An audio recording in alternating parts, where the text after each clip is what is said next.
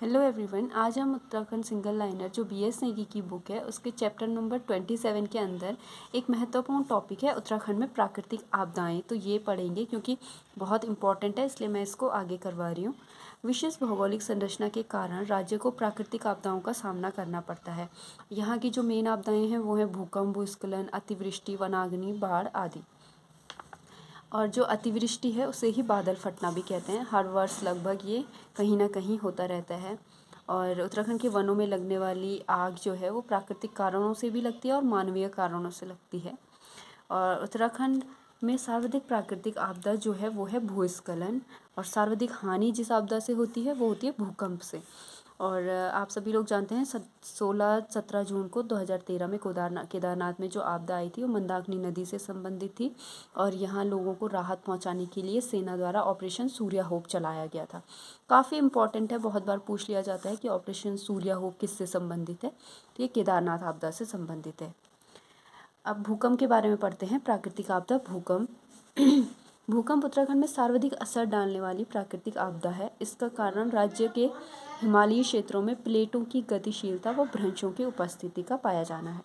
जो भूकंप की तीव्रता है वो रिएक्टर स्केल से नापते हैं, और जहाँ से भूकंप की उत्पत्ति होती है उसे फोकस या नाभि कहते हैं, और जहाँ भूकंप तरंगे सबसे पहले पहुँचती है उसे एपिसेंटर कहा जाता है। भारत में कुल भूकंपों का 68% भूकंप हिमालय में आते हैं।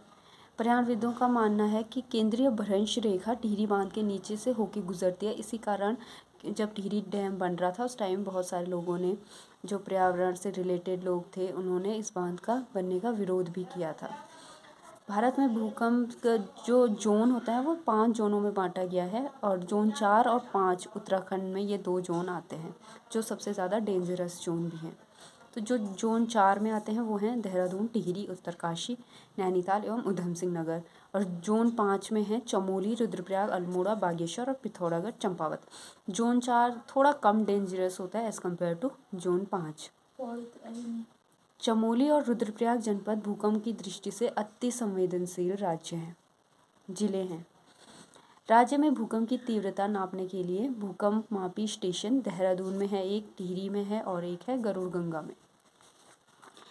उत्तराखंड में आपदा प्रबंधन की बात करें तो भारत में आपदा प्रबंधन अधिनियम 2005 को जनवरी 2006 से लागू किया गया था। और उत्तराखंड देश का प्रथम राज्य है जिसने आपदा प्रबंधन मंत्रालय का गठन किया। काफ़ी इम्पोर्टेंट है, ये आप लोग ज़रूर नोट डाउन कीजिए, क्योंकि उत्तराखंड ही एक ऐसा मात्र राज्य है जिसने आपदा प्रबंधन मंत्रालय का गठन किया, क्योंकि यहाँ आपदाएं बहुत ज़्यादा आती हैं। राष्ट्रीय आपदा प्रबंधन प्राधिकरण का अध्यक्ष प्रधानमंत्री होता है, जबकि राज्य आपदा प्रबंधन प्राधिकरण का अध्यक्ष मुख्यमंत्री होता है। और उत्तराखंड ने प्राकृतिक आपदाओं से निपटने के लिए ऑस्ट्रेलिया मॉडल को अपनाया है। राज्य स्तर पर आपदा प्रबंधन के लिए आपातकालीन नंबर है 1070, और जनपद स्तर के लिए है 1077। जुलाई 2013 से सरकार ने नई नदी घाटों के किनारे 200 मीटर तक निर्माण कार्य की रोक लगाई है। मतलब जो नदी हमारी होती है उसके इधर उधर 200 मीटर तक कोई भी घर या फिर कोई भी निर्माण कार्य नहीं होगा।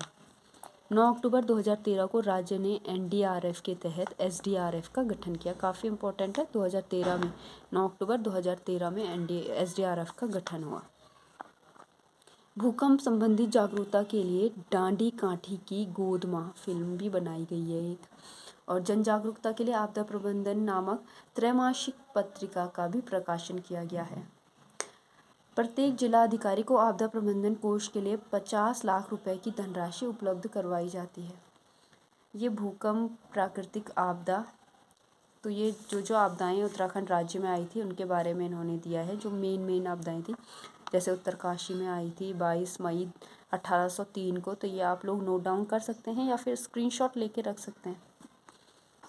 अब बात करते हैं भूस्खलन प्राकृतिक आपदा की। तो नैनीताल में सबसे पहले भूस्खलन की घटना 1866 से 67 में अल्मा पहाड़ी पर हुई थी। और नैनीताल में सबसे बड़ा भूस्खलन 18 सितंबर 1880 को हुआ था।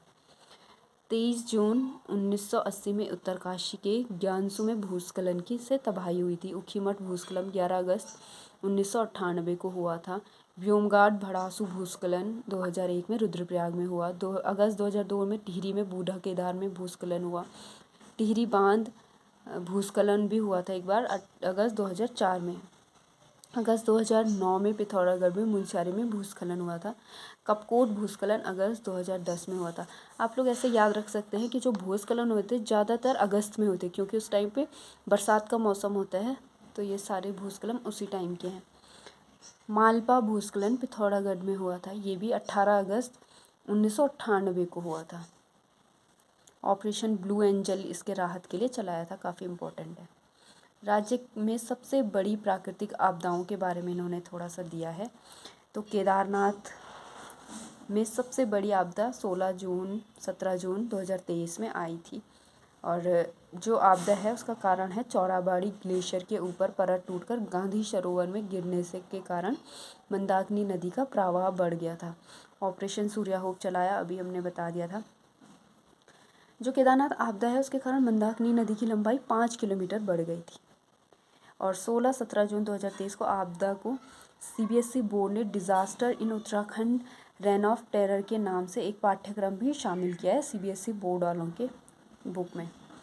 केदारनाथ पुनर्निर्माण का कार्य नेहरू पर्वतारोहण संस्थान नेम को आधिकारिक तौर पर 11 मार्च 2014 को सौंपा गया, और ऑपरेशन केदार के तहत केदार घाटी का पुनर्निर्माण कार्य शुरू हुआ। उत्तराखंड की नदी तंत्र एवं प्रमुख नदियाँ, इसमें मैं अलग से एक वीडियो अपलोड कर दूंगी, तो आप लोग बने रहिए हमारे चैनल के साथ डूजी लर्नर। और जो भी इम्पोर्टेंट जो चैप्टर हैं, जो टॉपिक है, वो मैं अपने इस चैनल में कंप्लीट करा दूंगी।